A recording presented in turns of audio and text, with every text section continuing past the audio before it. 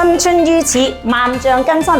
所有裝修設計，個個都認為男師傅全部係識得做，我哋啲女同事、女設計、女師傅唔識做，錯啦！咁今日俾個機會我哋屬於女同事嘅李小姐，同大家分析下我哋嘅裝修好嘛？係啦，咁我哋每一個單位裝修，我哋有水電、泥水、油漆、家私，每一個流程，包括任何一點點嘅材料，一點一滴堆積出嚟嘅裝修，然後完成你嘅理想之家嘅屋企溫馨家園。咁我今日嚟介紹咗呢個單位舊式長戶型嘅公屋單位，3至成單位啦。咁我哋已經係入咗材料㗎啦，呢間單位嘅。咁呢個單位地面方面，我哋大家可以首先選擇呢度望下，我哋用嘅係全部 TA313高品質材料，密度高，防水性高，亦都係做咗你嘅地磚之後防潮、防水、防霉，亦都係越來越靚嘅膠砂組合。咁我哋利用膠砂去做你嘅地面，包括咗牆身、地面都好。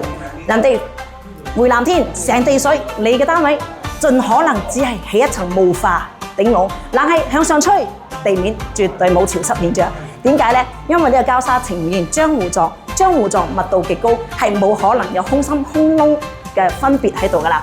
如果英泥沙係會有空心空窿空隙位置，而上升嘅水氣造成水珠凝固，然後你嘅地面就係回南天濕立立嘅地面啦。咁點解我會咁介紹個材料咁重點呢？呢個就係我哋嘅口碑同材料永遠保持不變，我哋師傅手工不變，材料堅持第一嘅問題喺呢度啦。咁點解我哋咁執着？就係因為我哋公司招牌永遠唔可以拆得，我哋只可以用誠信同埋口碑材料贏天下，得到大家嘅認同同埋得到大家嘅支持。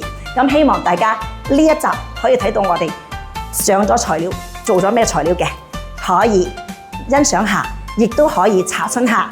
咁然後你有需要嘅話，可以打俾我李小姐69987931，而去為你逐個材料過程裝修細節每一步到位，同你傾一傾好冇？好，呢一集講到呢度，多謝大家支持。